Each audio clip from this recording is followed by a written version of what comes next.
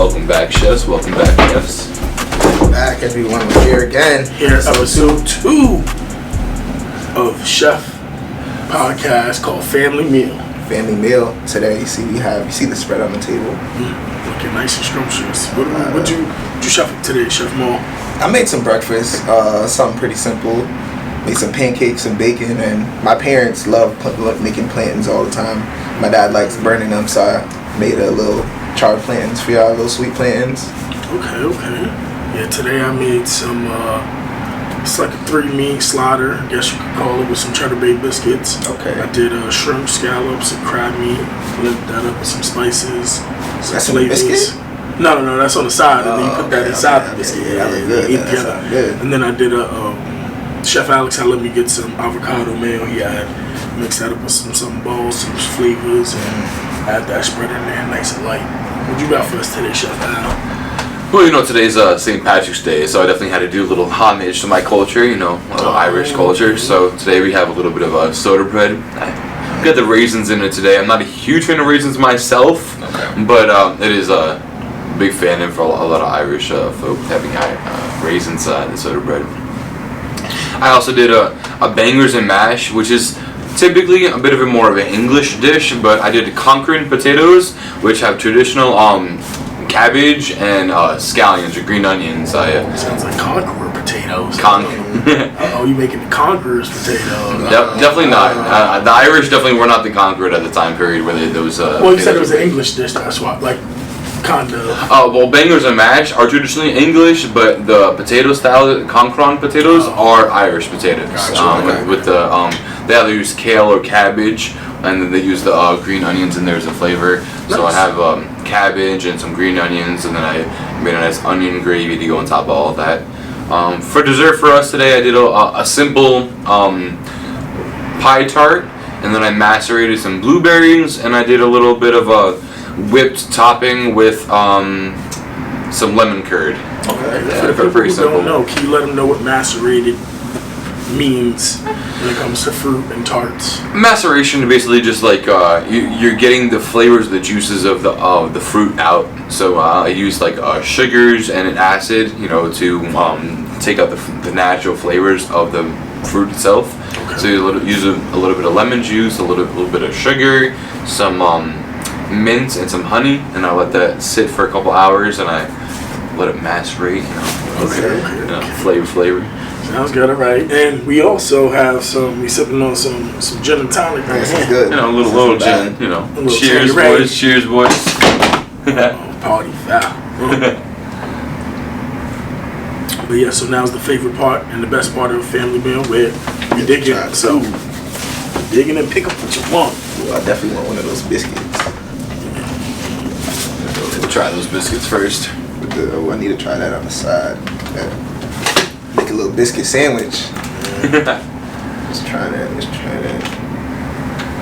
What's that? Some sauce over there too, I see? Like this. Sauce. Never. Can't forget the sauce. Okay, I'm excited for this. It's a little biscuit sandwich.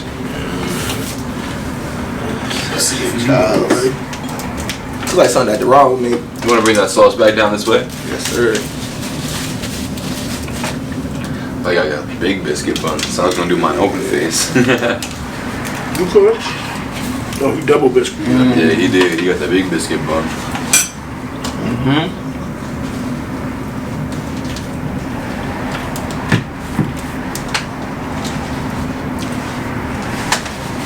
Like crunchy and soft.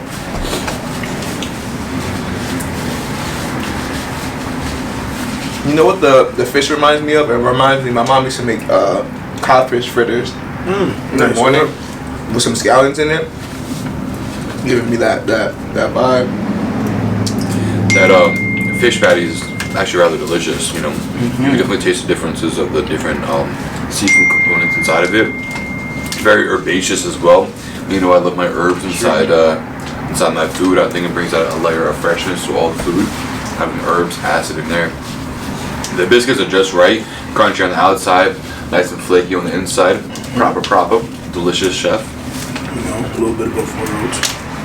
But yeah, for the herbs for the little slider, I did dill and parsley.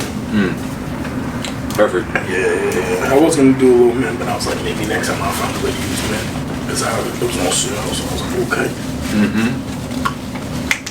But yes, that was it. I do like to use mint a lot as well in my cooking, especially with savory food as well.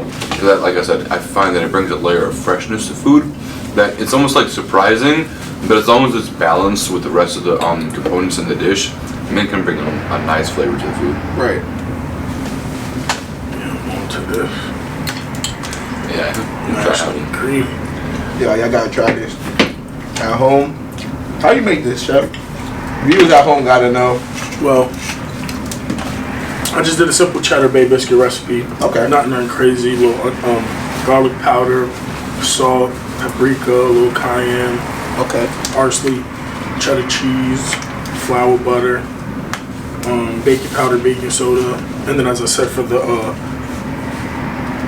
three, I don't even know what to call it, but the little slider joint. Salmon slide. What is it, like a because it's no salmon. Seafood cake. Yeah, seafood. Yeah. What's in it again?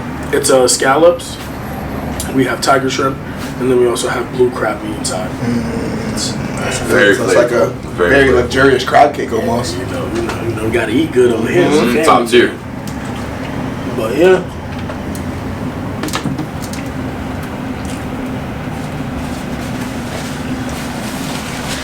And the good thing about it is it also cooks quick, so Right. if the viewers at home do try to make it, you don't have to worry about it. Something that takes a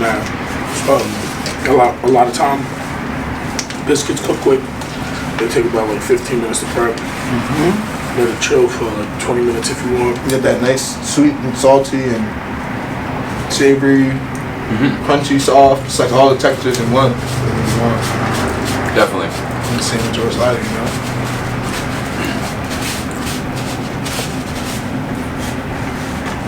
Now this is creamy. What do you think of the mac? Creamy mash. Yeah, you enjoying that mash? Good. That Concord mashed potatoes. Honestly, I really like, I poached my cabbage inside the heavy cream and butter mixture that I was going to use to fold the potatoes in, and I found that they came very nice. Okay. Definitely add the cabbage flavor to it. Yeah. Add a bit of scallions in there as well, you know. I feel like it's pretty flavorful. I see the onions in there, that gravy looking nice. Oh yeah. Throw a couple of our Proper gravy is important. little dogs on there.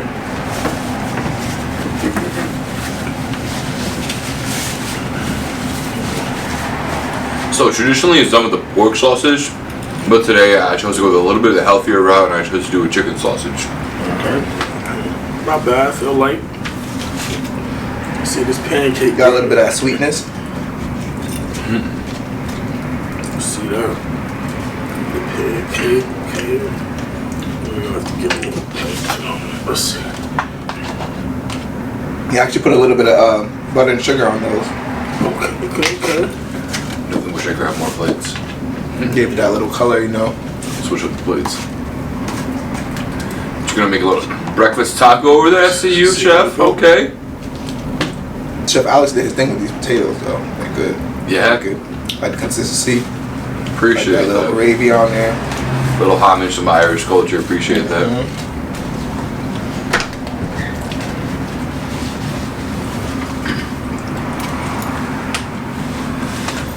Try this one myself.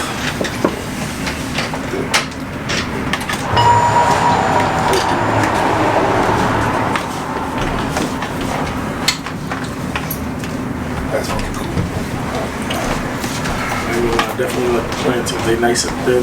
Right. Got that. They're charred, but they don't taste burnt. It's like that fine line, you know. Only Caribbean people know how to get that fine line. Exactly. Because some people do that char and it just tastes burnt.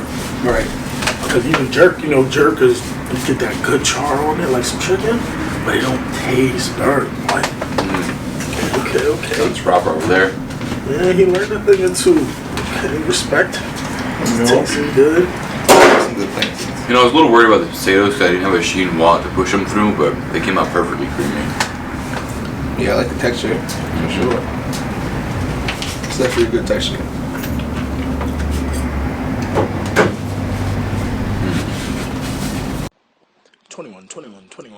Everyone 21 and older, please go to emgessentials.com. emgessentials.com. Over there we have 100% biodegradable hemp grinders. We also have 100% biodegradable hemp rolling trays, various colors, and we also have face masks, rice papers. 21. Everyone 21 and older, please go to emgessentials.com. emgessentials.com. Over there we have 100% biodegradable hemp grinders. We also have 100%. You think of the pancake, you like it? Nice and fluffy. Got a Nice color. share on it, good cone. About to go for a Get that little circle, pancake in you a know? second. I feel like you have to have that little like ring around it, that little crush ring. Oh yeah, fuck, that's how you know it. They know it's good. Pan was nice and hot. Good color, okay. Wash it down with some gin and tonic. I need to go grab me another plate. Can't keep putting all these different styles of food on the same type of plate. You gotta mix your palate up. Yeah, exactly. We got a palate luxurious guy over here. Something special, huh? Right. Get a load of this guy. You know, as a chef, you know, our palate's what differentiates us from the rest. Right. That's what they tell us. Think about a food critic. They never retired chefs. Think about that. That's a good question. Don't get me started on food critics. Why not? You want to talk about food critics, Alex? Not really. I definitely do believe that you need to have a significant culinary background to become a food critic or to call yourself a food critic. I don't believe anybody who has never been inside a kitchen can call themselves a food critic. That's my personal belief. Well, how do you feel about people that just have had good taste all their lives for food? What if like maybe they don't have any culinary experience, but what if like their mom or their dad was a cook, you know, or a chef, or I feel like that's a little different, you know. Like they definitely grew up like with a background and education of culinary mindset. Excuse me. Like my mother was a teacher, then she was a principal, so I definitely have a background and a knowledge of the education system, especially in New York City. So I definitely do understand how your parents' knowledge can be applicable to your own. You know, you can know a thing or two of that.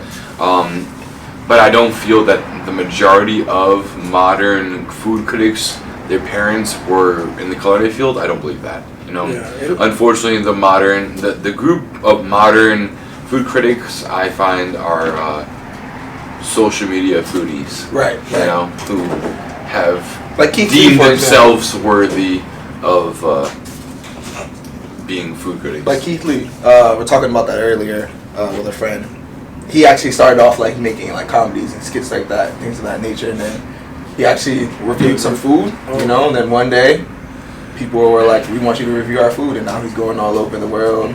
I definitely have to give Keith Lee his kudos though, because for sure, wherever he goes, a group follows. You know, he definitely has his own clout, and wherever he goes, the businesses that he tries their food, especially if he gives them a good review, they get significant revenue from that. You know, he's in my opinion, he's saved several businesses from going under just because he shows up and gives his honest review about their food and their service. And I guess, you know, this might be going back on what I just said 2 seconds ago, but he really has done a lot for the food service industry, especially these mom and pop shops that he's gone to. He's really definitely he's done his part.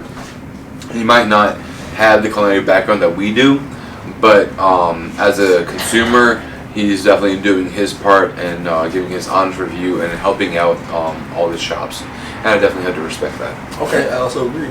Well, shit, don't let me out here review. Because I'll be out here telling motherfuckers the truth. Right. Yeah, and I've been saying that we got to start a review channels, Jared and I, for a while now because we definitely been giving our honest reviews. We went to the spot the other night. Over here, so. Man, if I do, they gonna see me walk in the spot. They gonna spit in my food. Oh no, I'm gonna let them know, man. The price gotta match the flavor. The flavor gotta match the price. The price gotta match the ambiance. You know what I mean? Yeah. Come on, man. We're not picking and choosing. Right. There's definitely layers. I feel like to having not only like a good restaurant, but just heavy like community with the food and stuff like that. I feel like people coming in a lot, good money, good revenue. You have to not only have good food, but you have to have the ambiance. You have to have. Because there's some people just because of for the location, they serve you crappy apps, and it's just like, okay, this is real basic. This isn't like what? Right. I'm paying $20 for a flatbread. It's coming out looking like Little Caesars. Little Caesars hit better than that. Right. Looking like a DiGiorno pizza. Not the flatbread. Bake it down, party foul. No bacon left behind. No bacon left behind. But yeah, so it's just one of those things where I wouldn't want to make a channel like that just because you can't only look at the good side of it, because there's also some businesses where if they don't serve you good food, and it could just be today, but they might not serve you good food, or they might take forever, like I've seen on Keith Lee's page before, and it might negatively impact them. Exactly. They might lose some business for it. It might be only a week, a couple weeks, maybe a month, but it's just I'd rather just review it and keep it to myself rather than share it. But there's some places out here, me and Alex, we going something like, yo, what is this, man? Right. Honestly, some of these places, they're lucky that Jared and I are not doing reviews, because if we did our reviews on some of these places, in my opinion, they would not be open today. Right, but he's not nice. He's nice. Right. He likes to sugarcoat it, and I keep it real. I try to be nice because this culinary industry is not easy. It most certainly is not easy. It's easy to make good food. What the fuck? If you put some effort and some love into the food, it is not difficult to make some tasty food. It is easy to make good food. That's what they be trying to do. Let's see what's going on with these pancakes. You could get too chefy now. That's what a lot of chefs be forgetting. You gotta keep it basic. Yeah, and you could try to innovate and recreate stuff, but it's just like sometimes you recreate and it's like, yo, what happened? You messed up a classic. It's like a movie. Sometimes you don't want certain movies remade. Right. That bacon, pancake, plantain combo, that shit, yeah. Good? A little breakfast sandwich? Yeah. I love me some plantains. Can't go wrong with plantains. They're cheap. Oh. They're delicious. You make them sweet. They're so versatile. They really are. Mash them, fry them. 21. Everyone 21 and older, please go to emgessentials.com. emgessentials.com. Over there we have 100% biodegradable hemp grinders. We also have 100% biodegradable hemp rolling trays, various colors, and we also have face masks, rice papers. 21. Everyone 21 and older, please go to emgessentials.com. emgessentials.com. Over there we have 100% biodegradable hemp grinders. We also have 100%. So tame, so versatile. Extremely. And I definitely encourage seafood slap. Shrimp, scallops, and some crab meat. Mix that up with some seasoning, some breadcrumbs, some eggs. Put that in the fridge for like half hour. Then make little 2-ounce balls, flatten them. Oof. Oh my god. Really good. I'm telling you. Also, I'm not gonna lie, those concrete potatoes, they're next level. I definitely think that everybody should try those concrete potatoes. 100%. It was very simple. Pretty much the same thing as your regular mashed potatoes. Just steep your cabbage and your scallions inside the cream and butter mixture that you're going to use to fold into your potatoes, and it definitely elevates it to the next level. I would just give the word of advice: don't wash your food down with gin and tonic. You need some more. Right. We definitely do need some water out here. Next time we're going to have the water on deck. We still waiting for Mountain Valley to send that sponsorship. Yeah, Mountain Valley, where are you? Have your bottle right here. That nice green glass. Let the world see. But okay, we got some bread here. We got raisin bread. Soda. That's Irish soda bread. Irish soda bread. Oh, I don't like. I think you need a try some. You need some butter on there. I ain't gonna lie. Definitely add some butter to that. You gotta try the bread first, regular. Respect. My guy over here is a pastry puff chef, Buddha. Pastry puff, born and raised. Went to pastry school before culinary school. Yep. What do you think of that Irish soda bread? It reminds me of like Caribbean bread. A little dense, right? It's giving me like sweet sourdough bread vibes, almost essentially, or like a very sweet rye with raisins. A little bit more cakey, opposed to being like bready where you can like pull it apart. It's more of like a cakey, soft texture. Definitely interesting. I don't think I've had soda bread before. You don't think it tastes like it could be like it's not identical, but it's like a cousin to like a Caribbean loaf. What, like, would you say, what, like chocolate cake or like bun and cheese bun? Bun and cheese is different. Bun and cheese? I think so, yeah. Bun and cheese is different though. It's different. But this is like, say if you not messed up, but say if you made it a little different. Sweet bun and cheese, you know, it's definitely dense. I feel like this is like cocoa bread is dense. Right. Cocoa bread is dense. You know, when you take a bite, it definitely falls apart. I definitely say it's similar to that in that aspect. Yeah, it's a little bit more fluffy. I'm definitely not with the raisins though. Oh no. I'll have to agree with Chef Buddha. I am not a fan of raisins. I love soda bread, but I do not like raisins. No, you gotta try. I know your people love them raisins, man. I mean, and that fruitcake. Yeah. I don't be eating that fruitcake though. Oh. I don't really. Oh man. I'm not a big fan of fruitcake. It's not bad, but you know, I'm more of a carrot cake type of guy. My dad loves carrot cake, so I'm like. For me, it's rum cake. Rum cake. I love me some rum cake.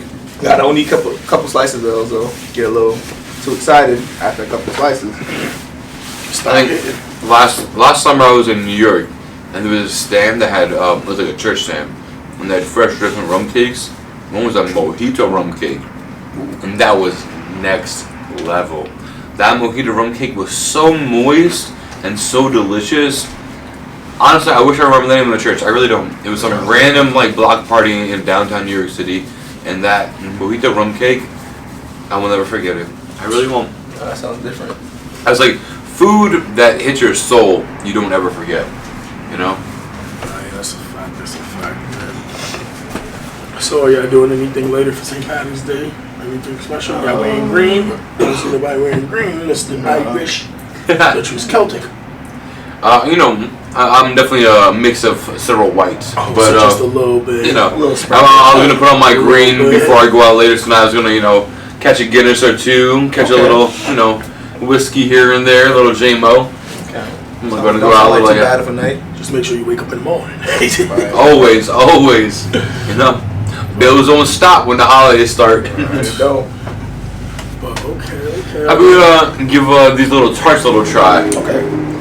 These are little Whoa. homemade pie tarts with little macerated blueberries. A little. Let's give that a try. Let's try this guy right Wipe here. off a little of that plate with that plate clean. And this is just regular like chantilly whipped cream, or? Basically it's a homemade chantilly with I folded in a homemade lemon curd, which I think brought it to the next level. Oop, I apologize, everybody. Hey. Let's see how this starts out. Different blueberry pie vibes. Definitely like that little addition of the, what's that? Lemon curd? No. Is that mint? Yeah, I like that. I did add mint, you little know, mint little to it. freshness to it.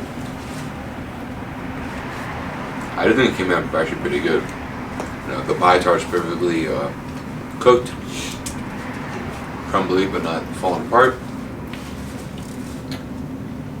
Fresh blueberries, nice cool cream. I definitely feel like the mint pulled it together as well. Made it so you can like balance a little bit of that sweetness with the lemon zest. Add that freshness, like extra freshness. Fresh, crispy. Right. Thank you very much, chefs. It's pretty good. It's pretty Fresh good. dessert. Fresh, refreshing dessert. I do this myself. That's what we're trying for out here, you know. So springtime is around the corner. Going for like, you know, nice, fresh, refreshing springtime dessert. Fresh, feel good food. You know, I don't want to feel too heavy in the springtime. You want to be able to go outside after having dessert. Right. That's understandable. Yeah, we definitely had a nice spread today. Nice different spread from last time. We gotta have that for sure. Right, a lot of different this time. Yeah. Was there any music that y'all were listening to while y'all were prepping any of this?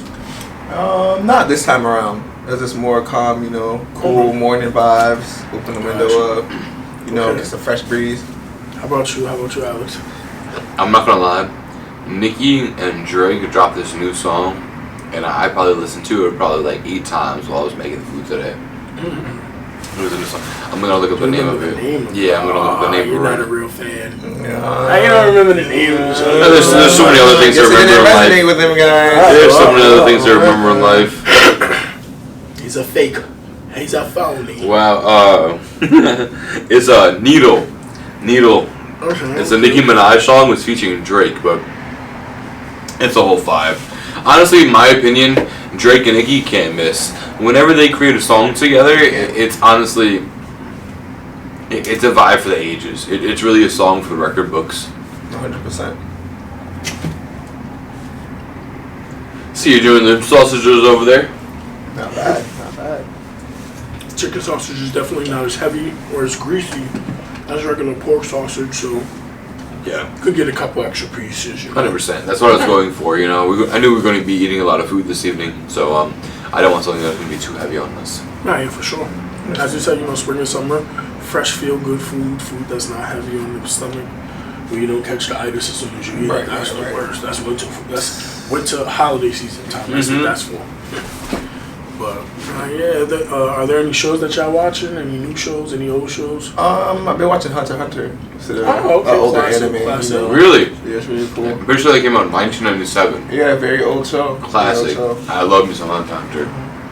Actually, I heard that they're currently animating the last volume or last arc of Hunter x Hunter right now. Okay. And I really can't wait till that's animated. You know, it's dope. I definitely like the spread of characters. Watching the first few couple of episodes, seeing how they were all brought there to challenge for that test, for them all to be hunters. You know what I mean? It's cool seeing how, you know, different characters try to trip different characters up. You know, there's a character there that specifically is made only to mess with the rookies. You know what I mean? So he's there to crush their dreams early so that they don't become a hunter. And it's actually funny because when you meet him, he's so nice initially. He shows you that little crocodile smile, but then he tries to, you know, make it so that you don't win. You know, essentially, he does everything in his power to make sure that these rookies don't see the light of day. Honestly, you have a lot's coming to you in that show. A lot more to see, and I think it's all like great things. Like, in my opinion, the first arc, the way that Hunter x Hunter opens is beautiful. And the subsequent arcs that come after it is honestly, it's really awesome. I'm happy for you watching it for the first time. 100%. Enjoying my friend. I've watched it several times right now. I'm an anime nerd. I'm going to be honest with you 100%. But it definitely is an awesome show. So enjoy it, my guy. Definitely. One show that I'm sad that the season finale is coming up is Halo, man. Oh, yeah. Season 2 definitely better than season 1. Season 1 was dry. Okay. Dry. It was story building. Season 1 was story building, you know? It had to like build that whole expansive world of Halo, you know? Right. You gotta start off small. You can't start off big with shows like that. I feel like you gotta work your way in. 100%. But you still gotta reel the people in and keep them, especially because it's a TV show. Right. Which they did, you know? Got you to watch season 2, right? Got you to watch season 2. A lot of people watching right now, they're gonna be like, bro, how'd you keep watching? How'd you watch season 2? I stopped at episode 3, season 1. There's a lot of them like that because Halo had high expectations with all the style of how they shot it, the creatures, all of those things. Everything looks dope, but it's just season 1. It gets you because you're a fan and you played the game as a kid. Right. But it's like, other than that, it's not enough in the show to keep you there. You know, I watch it because it's just one of them shows. Okay, it's a little different. I remember it from being story. Trust in the story, my friend. Hey, I'm about to finish season 2. True. A lot of people out here definitely give it a shot. I think it's on Paramount, Paramount Hulu, Plus, yeah. and me. Is it on I think Amazon? Prime. I think Prime and Paramount. Yeah, okay. But yeah, I would definitely tell people to check out Halo. Halo, season 1 a little dry, but season 2 a lot more action, story builds up.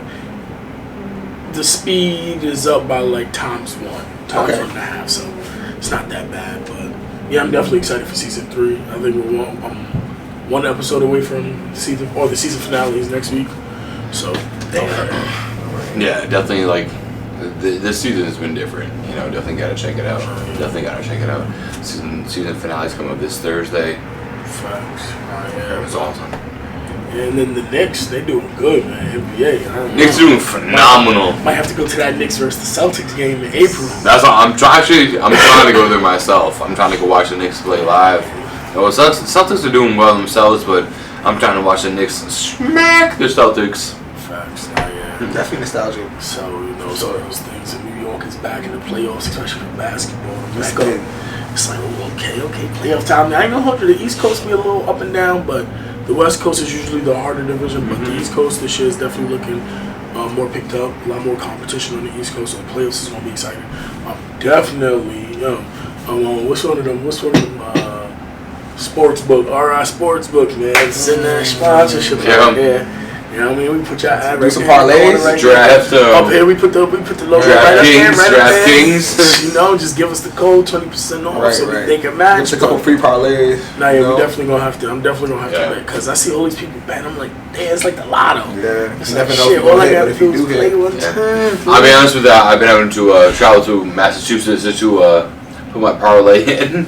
Oh, You know, Yeah. can't put your Yeah. parlay in Rhode Island, unfortunately. it goes So off your phone location. yeah, so you got to go to either Connecticut or Massachusetts. But nah, yeah.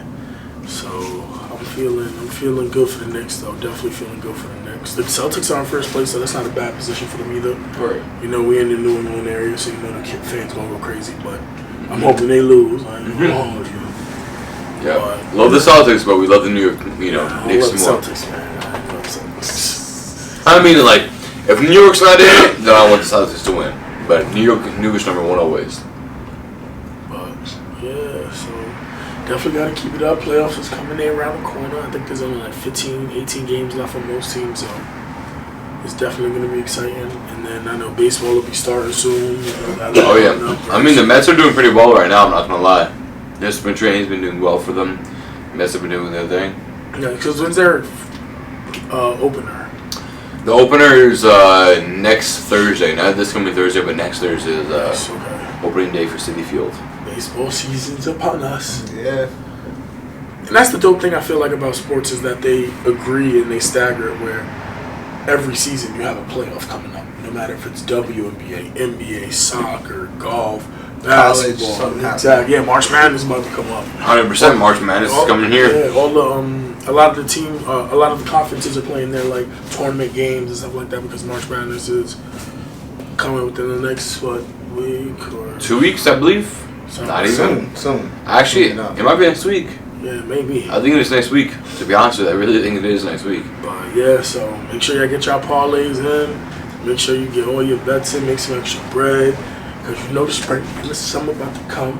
Everybody going to be outside because it's hot. Right. Only time to be inside is from 12 p.m. to 5 p.m. That's Have it. that AC blasting. That's After it. 5 p.m., 6 p.m., you better step outside and catch a little sweat.